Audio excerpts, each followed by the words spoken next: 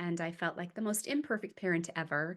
And what do I have to say? Because I messed so many things up. And yet I remember long ago that I thought, oh my gosh, I have the degrees, I have the experience. I taught parenting classes, I wrote parenting programs before I had children. That was my emphasis. One day I remember specifically where I was in California where we lived. And I remember thinking, this is so hard. I can't keep track of everything for my kids. I cannot do everything. There's just too much to focus on. And as I thought about that, I felt like I needed to come up with a system that would help me to help my kids. And Are you a woman who knows God is calling you to something more, but you're unsure where to start or how to grow it into something impactful? You are not alone, and you're in the right place. Welcome to the Arise Women of God podcast, a show for Christian women who feel called to shine His light and step into their divine purpose. Each week, you'll hear stories of faithful women, both from the Bible and today, who heard God's voice and chose to say yes, even when it felt uncomfortable or uncertain to step with faith into the unknown. You'll walk away with encouragement, spiritual insight, and practical steps to follow those holy promptings in your own life. So let's arise together as women warriors of light. Let's do it God's way, God strong. Hello and welcome to another episode of the Arise Women of God podcast. I'm your host, Tamara K. Anderson, and I am so excited to have another Woman Warrior of Light spotlight today. And I'm welcoming Angela Meyers. Angela, thank you for being here. I am thrilled to be here. I'm so excited to be with you, my friend.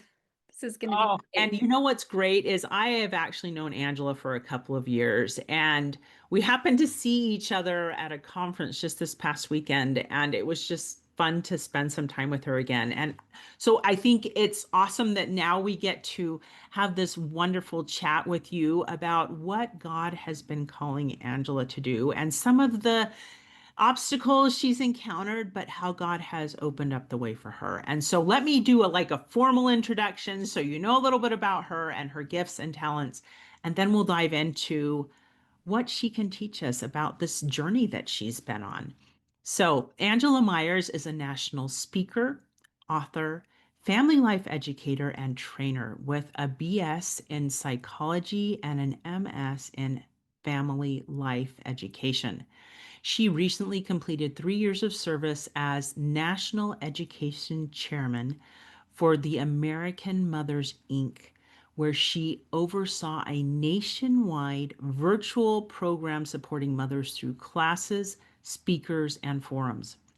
She is the founder of Kudos for Families, a nonprofit that equips parents to move from default to intentional parenting by modeling God's example as a perfect parent. Angela is the mother of 4 adopted children with special needs and the grandmother of 4. So, oh my goodness, Angela, you have quite the bio here. And it's almost like, where do we even start there? But I do have a question. Tell me one of the things that you were most proud of with your service with American Mothers, because I know you were in it from a national perspective, and maybe some of the struggles that you see parents facing today that you were able to help and address. Okay, yes, I really enjoyed my time with American Mothers. And I was able to go in, and part of their mission is to have education for moms, but they really hadn't focused on that for many, many years. And so I was brought in and given a position where I could have that an impact on that type of thing. So I'm really happy that we were able to set up quite a few programs. They already had a podcast that was running. Our friend Deanne Taylor is running that. So the podcast was going and was going great. But then we brought in Facebook Lives where I would interview someone every other week, a mother or another professional, but typically moms across America who are experts in their field who could come in and talk to us about things like postpartum depression or how to get your kids to be respectful, those type of topics. So we were able to take that national platform and use it to give moms tools that they could use in their lives. And I loved the idea that we could take other moms to teach. So we became moms who were supporting one another. And so I'm really happy about that. And we did other things, working on a video series for them and that type of thing. But the idea was supporting moms with information that is good. Sometimes you get a lot of information on the internet that may not be as trustworthy. And so I was so grateful to be part of that Mm. thing. Oh, well, what a tremendous service. Thank you for getting that going. That's fantastic. Now, we're going to pivot just slightly, but it's on the same topic. And that is, what have you felt God tugging you to do with this season of your life? Yes. It's interesting because I didn't realize that the season was upon me because I remember thinking, I am so busy. My mom and dad were living with us and they're elderly, and I have a daughter with special needs, and I have another son with special needs. And so I was just like, oh, how am I going to even do anything else? I'm bursting at the seams with so much busyness and so much life, and not things that I could choose to put aside, to set aside. I couldn't set aside family members who were having issues and struggles and difficulties. And so I just had put my family as my priority for years. I left my career, set it to the side. I did have a career because when we first got married, I was unable to get pregnant. And so we ended up adopting our children, but I had 5 years where I had my career. And so I had set that aside to raise my family. And I thought, okay, when everything's good and everything's settled and everything calms down, then I will turn back to my career and try to be helpful to people. But Heavenly Father had another idea, and that was, oh, you need to start something now. And I was just like, mm-mm. What? Are you kidding me? Right now? How in the world am I supposed to fit anything in? And so I felt the call to, I felt an urgency within me to get back into parenting and to start making an impact and a difference. And through the years, technology had changed. Things were so different. In the past, I was just teaching in the community. And so I felt like he was calling me to use the things I got my degree in and to help parents. Um, my parenting was not perfect. I struggled, and I had the tools from my degrees and my career. I was supposed to know what I was doing. And I thought, this is so hard. How can I help myself? How can I help other people? And so I guess from that learning experience, he wanted me to get something out there for parents. Mm, wow. So it was just this feeling like, Angela, I need you to step up and do this. Yes. So once you got that feeling, what did that path look like? Because often I think when we get an inspiration or a thought from God, we're like, oh, he is just going to open up the way. It's going to be like this sunshiny path. And it doesn't typically play out like that. It does not. I was shocked because the thing that I thought he was calling me to do is not what I've ended up doing. It's still in parenting, but I remember back then I had worked with my dad in parenting. He and I both kind of worked together. I got my degree, sent him all the information I got. He got a different degree in counseling, and I thought I was being called to get his stuff, his parenting back out there. And I guess that was the way Heavenly Father got me into it, because I'm thinking, okay, get dad's stuff out there. And that urgency within me was so strong. Do it now while he's still alive. But it turns out that he kept pivoting me and changing where I was going. And had I had any idea how difficult it was going to be, I would have turned and run.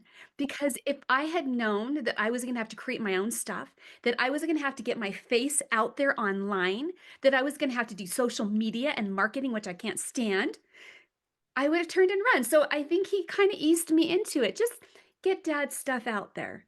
And then things just kept happening, and he's changed me and pivoted me in so many different ways. Wow. So give me an example, perhaps, of an obstacle you encountered and how God helped you to navigate that. Because often when he calls us to do something, it is out of our comfort zone, Yes, totally. right? Yes, totally. I guess I didn't really know what I was doing.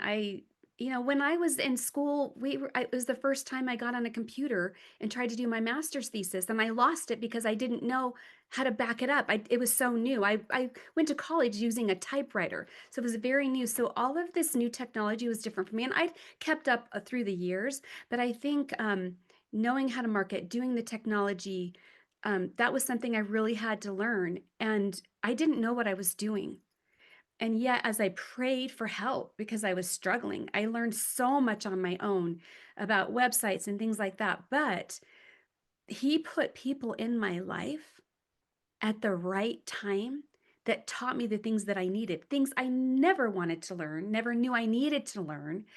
He somehow I got connected through my dad just going out there where I didn't think he should go, saying, "There's this guy that does all this marketing. Let's go talk to him." And I said, "Dad, no, let's calm down. Let's not do that." He set up a meeting, and the guy talked about branding and marketing, and he was a wonderful man. And he said, I charge people like $50,000 to do this. And I said, we don't have that. We are a nonprofit. We are just starting out. And he said, well, this is what I would tell someone to do in your position. He said, take this information, see what you can do, and then let's meet in a week. And so I took everything that he gave me. I was dying. I was stressed out. I was working. I was worried. And I was able to take everything that he'd given to me and turn it into something worthwhile, I guess, because when we met with him, he said, I want to meet with you. I want to help you. And so he taught me all of these incredible things that changed things for me and connected me with different people. And then I have a beautiful friend, Connie, that's a mutual friend of ours that I went to a meeting that she taught at church, and I thought, this, what she's saying is for me.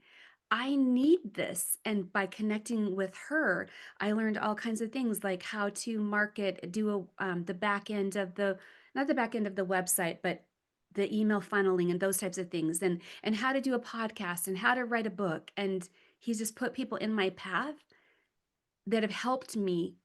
He's filled in the gaps. He's helped me to get the connections and the resources that I needed that I didn't have. I didn't have the money to go hire people. I didn't have the time to go take another college course and get a degree or whatever. But he put those people in my path. And I'm not going to say it was easy. So hard to learn those things, so hard to report in, so hard to get out of my comfort zone. And just, how it is when you're on the computer and you have to do something and with a website or whatever, and you have no idea what you're doing, you're pulling your hair out for a couple of hours. There's been a lot of that, a Mhm. lot of that.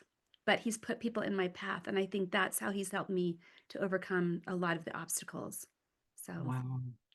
I love the miracle that you shared of, we don't have that kind of money, and yet he ended up becoming a powerful mentor to mhm, you yes. and helping kind of navigate you through that. I mean, what a miracle.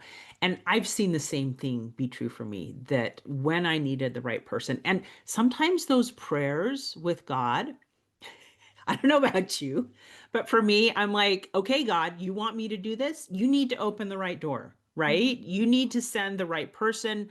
You need to send something to help me figure this out or navigate that. I noticed end up praying. There's times I pray for technology angels yes. to be sent to help me because I am like, I know there's a way to do this, and I, for the life of me, can't figure it out. So I need technology in. So it's like this very blunt and honest conversation happening with God because I'm trying to do what He wants me to do, Mhm, but it's stretching me. mhm. And I want to ask you this as kind of a follow up. Um, how do you feel your confidence in God has moved or changed by going through this process? That's a great question. I don't want to cry. I just feel like I see my inadequacies and I know he sees my inadequacies. And yet, he has faith in me. He has a mission for me, like he does for each one of us. It's not just me, it's not just you. He has a mission for every daughter of God, every one of his daughters, every one of his children, his sons. And when he asks us to do something, we can go to him and say, you've asked me to do this. I need your help. I need thy help. And yet sometimes I find that the answers don't necessarily come the way that I thought they would. I don't necessarily figure out that technology issue right away. It takes, and I think he wants me to struggle. He wants me to go through the hard time because then I grow and I become stronger. And when I struggle with that little problem, I really learn it. So I feel as if he really is there for us. He really does know what our struggles are. He wants us to do the things he wants us to do. He won't always give us the answers the way we think we need them. And I think hindsight is huge. You're asking me these questions, which are causing me to reflect over the past few years and ask myself, where was I? How did this happen? And I have reflected in the past, not just today, but I've reflected about how did I end up where I'm at? And I can see his hand moving in my life. Someone compared it to chess pieces. Mm. Is that you recently? Who was that? Anyway, the chess pieces that he's making the moves and he's making the changes, and we don't really see the big picture, but he sees the big picture. He knows how he can use us. He knows what impact and influence we can have. I'm not sure if I answered your question. I kind of just went on and on, but yeah. You did perfect and great. And I've seen that same thing, that same pattern in my life, that he has opened the right doors, but I've seen myself grow. I mean, exponentially. I don't know how else to say it Mhm. other than it was like I would learn something. He's like, and now do this. And it's another Yes. stretching and growth period. And I'm like, oh, growing pains, growing pains. And, but you know what I've noticed about myself is that through the process, I have learned to hear him better. And I feel like I can trust him even when I'm like, I don't know what this next little bit of the path is going to look Mhm. like, but I feel you pulling me in this direction and I'm going to go. Mhm. But I think it's also helped me grow in confidence, like in myself and in my Yes. capacity. Like, like he can see Mhm. who Tamara can become, and The I'm potential. thinking small. And Mhm. he's thinking huge and big. And so as I do these hard things, I'm like, wow, look at what I did with God's help. Yes. I don't Yes. know. Have you seen something? Absolutely. I so appreciate that because I've seen myself change as he's given me these struggles, as he's given me these opportunities, which are scary a lot of times when someone asks you to step out on a stage and speak without notes for 50 minutes or whatever. And I feel like he strengthens us and he gives us that confidence. He has us go through little steps and processes and we learn how to do things, but then we're actually implementing them. We have to trust him, trust that he will make up the difference in our weaknesses and our inadequacies. And I just look at the things that all these little things, all these different areas, and I think I'm confident now. Sometimes I feel like an imposter. We think we're, the imposter syndrome, but in general, it's a matter of he's given me this to do in this moment. I need to go to this meeting and I need to present these ideas, or I need to step on the stage and I need to teach all of this. And so he gives the opportunity and the fear is there. And yet he makes up the difference if we just are brave enough to get out there and do it. And then afterwards, it's like, ah, I did that. He helped me through his grace, through his goodness. He's helped me. He's given me his spirit as I've taught, and I felt that. So he gives us that confidence, and I love knowing that he's helped me grow and improve, so I am a better representative for him, but also that he makes up that difference, and that is really, really huge. And trusting him that I can get through it, and trusting him that even if I fall flat on my face, it's okay. I was there on his mission, and it's all right. It doesn't matter. Mhm. So, Yeah. Yeah. And I know I was talking with my accountability group earlier this week, and we were talking about how even if we feel we're failing, as long as we are learning and moving forward, that we need to count it as a success. yes. Because learning means that we're going to do some things right and we're going to do some things wrong. And Mhm. it's a process of, okay, here we go. And stumbling and falling and getting back up. It's the getting back up part Yes. that's most important because we're all going to fall, Yeah. right? Just keep going. You go to launch something and it doesn't work. Nobody shows up to your class online or whatever it is. You're doing a Facebook Live to nobody. And it's okay. And it's practice. And I think when he knows we are willing to risk our pride, when he knows we're willing to risk the scary feelings, that's when his magic happens. That's when his spirit comes in and swoops in, and that's when we're blessed more. Because a lot of times I feel like I don't know what he wants from me next. I really don't know. And then I realize, oh, something happened. He's guiding me. This fell into my lap. He must want me to do this, you know? And so, yeah, just he's there for us every step of the way. He's aware of us. He Mm, knows he knows the struggles. He knows how busy we are. He knows what we can fit in and what we can't. And I think he magnifies our time. mm. I'm going to do a quick follow-up question because I think this is something we really struggle with as women. You said he knows what we have time for. Mhm. And talk me through the process of when you feel overwhelmed and feel like something needs to be removed, or like I'm not juggling what I have very well right now. I'm kind of in overwhelm. Mhm. How does God help you discern what's okay to let go of? Mhm. That's such a good question. Because I do feel as if most of us as women start taking things on and taking things on until we get to the point where we're completely overwhelmed. And sometimes I feel like that's exactly when he gives me something else to do. And then I'm like, are you kidding me? No way. Are you kidding me? So, yeah, I feel like he walks us through things, he gives us things, and we do have to look and say, what is most important? Because I do have all of this. I have to take a step back. And it's usually when I'm stressed out and I'm crying and I'm having a meltdown and I think, okay, obviously this is too much. What can I cut back? And I think in prayer to him, asking him, what can I cut back? I can't cut out my children. I can't cut out my husband. And I have a lot of special needs in my family. So that's always something I can't cut that out and I won't cut that out, but he tells me other things or other ways, or sometimes it's the things I really don't want to let go that he's telling me to let go. I mean, just recently with American Mothers, it was a lot of time and effort, took a lot away from my parenting and my nonprofit. And it was really hard for me to let that go, but I felt like he was saying, it's time. It's okay. I dropped this into your lap. I gave you this opportunity. You went in there, you did what I asked, you laid the foundation for a new program.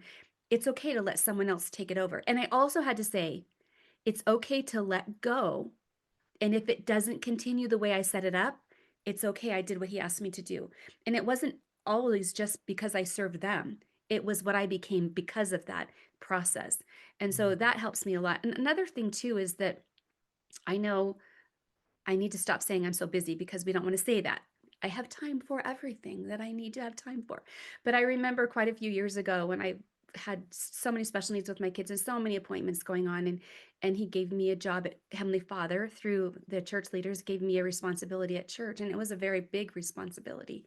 And I remember thinking, I can't do this. I can't do all of this, and yet you're asking this of me. And I always feel like what Heavenly Father gives me to do, that's where my priority is, my family and what he gives me to do. And so, PTA, that can be, I can stop that or whatever. But I remember praying to him and saying, you've asked me to do this. How am I going to possibly even do this? And I said specific prayers. I need you to magnify my time, meaning, um, I need you to make it so that I can do all of this. And I remember specifically going to a grocery store or another, I don't think it was a grocery store. I think it was like Target or Walmart or something. And I remember thinking, okay, this is why I'm here. These are the things I need to get. And I was going through the store. I felt inspiration to like add things to my cart that were going to help for certain things in the future. So even though I was focused on one area of my life, he was putting little thoughts into my head. Okay, while you're here, add this, this, and this, or do this. And so he would make it so that my normal stuff that I was doing, he was magnifying that. I remember going to meetings and thinking, I'm here for my responsibility at church. But as I sat there in those meetings, talking about Heavenly Father and God and how we could help other people of Christ, I remember thinking, oh my gosh, I need this for my family. We're talking about how I can serve the people in our congregation. That what the speaker is saying, that so applies to me and how to help my child. So he comes in. So if we step back, get rid of what we can, and then we say to him, this is what's on my plate still. Please help me. He will help us. He's got that grace and that mercy where he will help us to make it happen if he's requiring it of us. Mm, wow, that is so wise. Thank you so much for sharing that. Because we women do say yes to so many things. And I think that's been one of the things I've also learned, that it's okay to ponder things and say no. Yes. And I have another friend that says, I am happy with what is on my plate right now. That's the way she graciously says no. Like, And I just thought, wow, that is such a nice way of saying that. oh, you mean like when other people say, "Will you do something?" She say, "I'm happy with what's on my plate right now." Yes. I thought that is beautiful. That That's is a really beautiful. kind way of saying no way, no how, No people. way, no how. Instead of like going through the buffet line and just piling stuff on. I I'm happy with what's on my plate. I'm gonna remember that. I know, right? I'm like, it's good. But it's also, and I also love that you spoke to what God calls us to do shifts and changes. Often there's a beginning and there's an end. So Yes. just like your service with American Mothers, there was a beginning and you were meant to be there for a certain amount of time, and then it became too much. Mhm. And God's like, and it's okay for you to step away. It's good to have that conversation so that you can leave without the guilt of, oh, I'm leaving because I failed. No, I'm leaving because I accomplished what God wanted me to do in Yes. this instance. Do you know what I mean? We do. Yes, knowing that we've fulfilled whatever small part he asked us to do in that moment, and that he's gonna ask us to do something else now, or he's gonna say, "It's okay. Take some time. Breathe." I want the breathe. I want the breathing time. I just always feel like it's something else, but no. Yes, but it is that, and I feel really relieved. As hard as it was for me to leave, I feel such relief. I feel like I have been unburdened, and that he's giving me some beautiful time now to refocus on what I know he wants me to do. So, Mm. in whatever way, I don't know specifics, but I know the general direction he's heading me right now, and I know I have some ideas, some things I feel guilty about that I need to do, like marketing. I just need to say, "Yes, okay." So why don't you tell me a little bit about Kudos for Families, since you're saying he's pointing you back to your nonprofit and doing this. Tell me a little bit about what it is, what you do, um, and how this not only changed your family, but has such potential to help so many other people. Sure, I'd be happy to. Um, so I did feel like I needed to go back into parenting, and that's my area. And I felt like the most imperfect parent ever. And what do I have to say? Because I messed so many things up.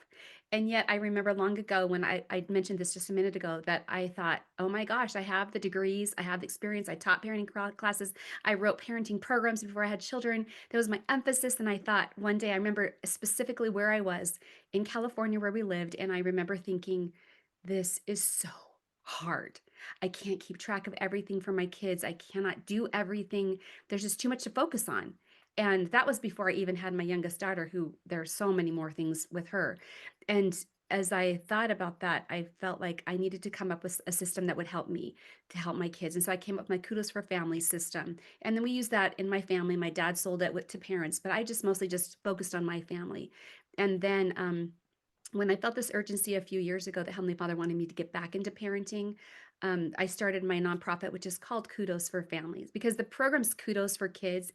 In other words, giving good to the kids for the things that they do. It's helping parents to have a system so they don't have to think of everything. So this was Kudos for Families. And my goal was to get out there and help as many families as I could to learn the skills and principles, which I believe are true principles. And I actually am going to rebrand and start my podcast, which is Divine Parenting, because I feel that one of the best things that we can do as parents, Christian parents, is to look at God and how he parents. What does he do when he has children that go astray? And I think, okay, things like he has consequences, he gives us guidelines, he shows unconditional love. So if we focus in on Heavenly Father, parent the way he parents, we will be more successful as parents in doing our job as parents. I'm not saying our kids will turn out perfect. His haven't, but that we will be able to be able to look at ourselves and say, I am being directed by Heavenly Father. I am trying to pattern my parenting after him. And there are principles in psychology, in the parenting field, in family health education, policies, excuse not policies, but principles that if we apply them will really make a difference in our families. So my goal with my nonprofit is to help parents learn these principles. You'll hear all the time, when you have a child, you don't get the parenting manual. What are we supposed to do? And I have issues with that because I had to take a bunch of parenting classes in order to adopt. And I was like, okay, I pretty much know all this stuff, but yes, I'll go through the classes. Would you like me to teach them? Not being arrogant, but thinking I really didn't learn a lot from the classes, but I went through the steps. And I remember thinking, you can go out and you can't even cut hair unless you get a license. You can't work at Burger King unless you have a food permit or whatever. And so I feel like parents are searching. It's really hard to parent. You're in the middle of a situation and things are happening and you don't know what to do. So my goal is to help parents learn Heavenly Father's principles for parenting and be able to use those. Also, because we have so much from our past, we learn from our parents, good or bad, all day, every day, how to parent either poorly or well. So, my goal is to help parents look at the parenting that they have learned from, decide what they want to keep and what they want to get rid of, and give them the tools that they need to get past the overwhelm of parenting and actually enjoy parenting and feel like they are doing everything they need for their kids. So, that's my goal with Kudos for Families. Oh, that is so beautiful. I love what you've shared there. And it is. Parenting is tough and it changes with every stage. I now have all adult children, and in parenting adult children is so different It's from still parenting the parenting, littles. forever parenting, right? It never ends. Never ends. No, but thank goodness we can pray. And often those little prayers, at least one of my parenting hacks that I've learned, and I'm sure you could do 10,000 of these, is saying a prayer in those moments of, I have no idea what to do. Yes. Yes. That is like my favorite parenting hack because often the things I find coming out of my mouth after that, I'm like, that was not me. I would not have been that patient. I would have Yes, said that. exactly that. Exactly that. Oh my goodness. Well, let's wrap this up. Tell us where we can find you on social media, where people can find out more about you and your program. And also, I know you have a quote that motivated you as you stepped into your journey. Would you mind sharing that as well? Yes, I would love to share that. So you can find me online. My website is kudosforfamilies.com. And I have lots of resources there. I have a book I wrote called I'd Be Happy to How to Get Your Kids to Do What You Ask, the first time and with a smile. And I have my social media handles are Kudos for Families. So just spelling it out, all lowercase, no spaces or anything. And so come find me. I would love to chat with you anytime if you have questions or concerns. And I do think there are a lot of great things out there that I can help with, but I also feel that you as a parent have a gut feeling sometimes of what's best for your child or your family, and just relying on that is huge. And then, like you said, praying to Heavenly Father and asking Him. So I've got tools and resources to go along with that gut feeling that you have as parent and what Heavenly Father is asking and telling. And yes, I do have a quote that helped me that's really been inspirational for me. There are so many little nuggets and quotes, but I love this one. This is by a religious leader, Russell M. Nelson. And he said, we need women who know how to make important things happen by their faith, who are courageous defenders of morality and families in a sin sick world. We need women who are devoted to shepherding God's children. I think that's so beautiful. Women who know how to receive personal revelation. Women who know how to call upon the powers of heaven to protect and strengthen children and family. And women who teach fearlessly. And I just think this is an incredible quote because Heavenly Father needs us. We have a mission for Him. He has things He wants us to teach our children and our families, and He wants us to go outside of ourselves and shepherd others of His children. And so I love this. It's like Heavenly Father saying, this is your call. This is what I want. And it's not like you have to have somebody come out and say, this is what I want you to do. You're going to get feelings in your heart about what Heavenly Father wants you to do and how you can best serve Him. And it'll be very different from, the other woman you see at church sitting next to you. We all have He has mission for each of us, and we can find it if we ask Him. And then He'll guide us through it. He'll help us through the struggles, give us more than we want to struggle through. So, yeah. Oh, well, thank you, Angela, so much for coming on. It has been an honor to have you on the show today. And for those of you who are wondering, is God truly calling me to do something? I would just echo what Angela says. Trust your gut feeling. Trust that he's going to baby step you into whatever your best mission is in mortality. And Angela, final question. Does what you're doing bring you joy? It does. It's hard, but it brings me joy because I feel that there's nothing more important in life than God and our families. And being out there helping families is huge for me because what do we take with us? Our family relationships, our relationship with God. And so, yes, it brings me joy to know that I can somehow, in some small way, maybe say something that might help someone. Thanks for tuning in to the Arise Women of God podcast brought to you by Women Warriors of Light. If you're feeling unsure how to move forward in your calling or just tired of doing it alone, visit womenwarriorsoflight.com. You'll find resources, accountability, and a community of women who get it. Sometimes the calling feels bigger than you. That's when you need steady reminders of the powerful God who called you. Subscribe now for weekly inspiration and the courage to keep going, because with Him, nothing is impossible. And you're not the only one God is calling. That friend on your heart right now, share this episode with her. Your small act of obedience could be the breakthrough she's been praying for. Until next time, may you arise, walk God's way, and stand God strong.